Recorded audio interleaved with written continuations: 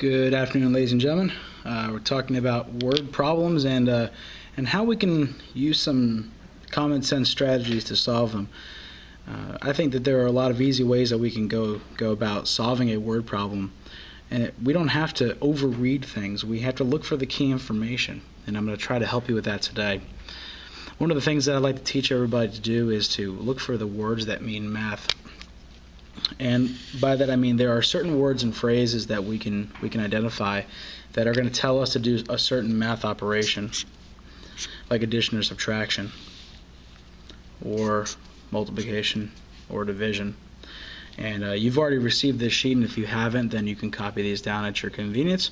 Feel free to pause if you need to.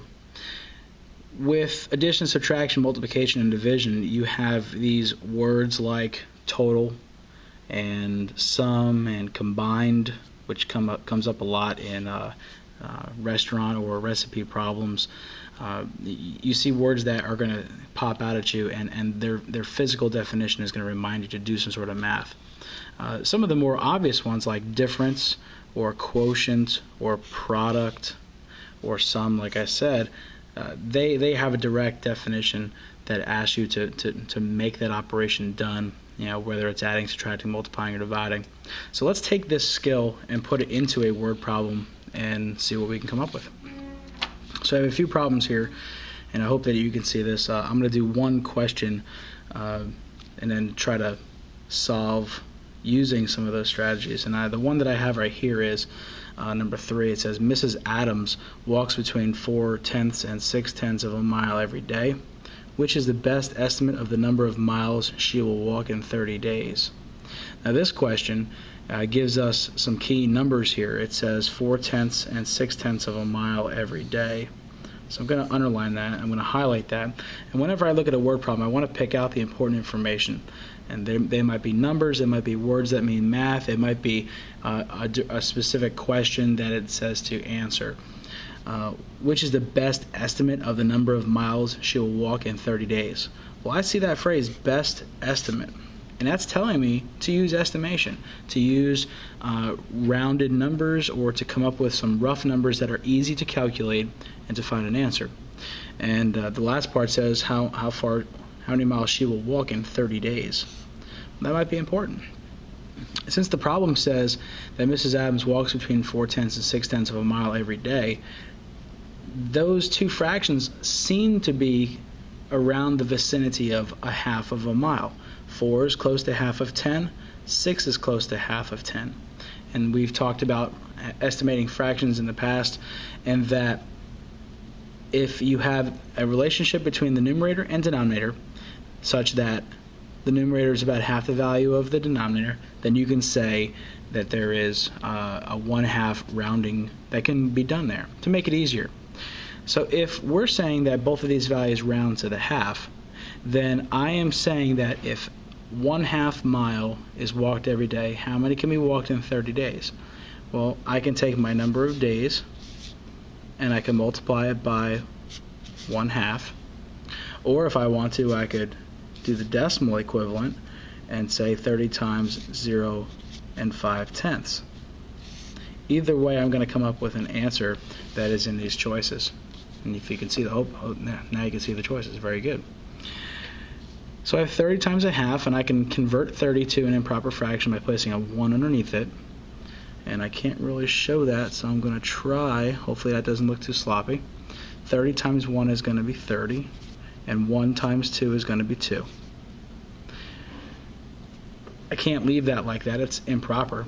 But I know that 30 divided by 2 can be solved, and it goes in evenly because 30 is an even number, and we're dividing by 2.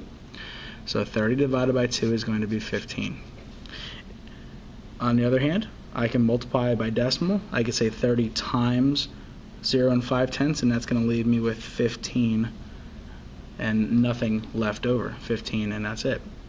And my answer has been found. We found it twice. The answer is going to be B, 15. And that's going to be in miles, the number of miles she will walk in 30 days. So by using the words that mean math, estimate, we can round some fractions here, and we do a simple math operation, we can figure out a pretty close answer. I don't want to do too many examples on this video, but I will do at least one more, and we'll try to use one that has some words that mean math in here. So let's flip around and try to find a good question for that.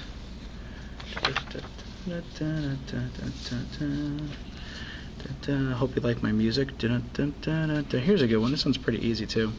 It's just a one-step fraction problem. It's number 11, and there it is. Jamal walked 3/4 of a mile yesterday morning and 1/8 of a mile yesterday afternoon. What was the total distance walked by Jamal?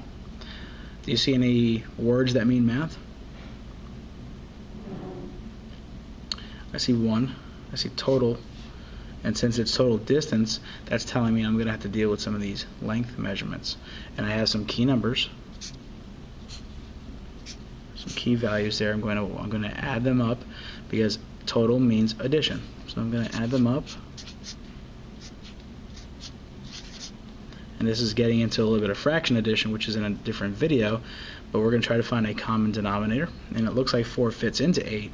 So I can keep 8 as a denominator. And I can turn 3/4 into an 8 denominator fraction by doubling the 4 and doubling the 3, and I have 6/8. And since I have a common denominator, I am allowed to add them up, and I'm going to.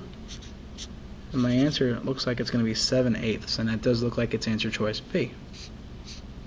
So I'll highlight that right there. So we found our answer using the key numbers. We highlighted the key information.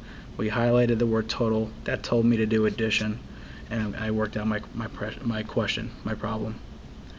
It's pretty easy stuff. It does require practice though, and I encourage you to look at those words that mean math on your sheet. I'll show you that real quick. Okay, use those terms, and also look at the bottom of it because we have lots of other terms there that mean estimation and for reducing fractions, and the word to for ratios. So please take a look at those. Use those to your advantage. Ask questions, and if you find any words that are not on a list, add them to your list and share them with your classmates. We'd like to hear what you're finding out.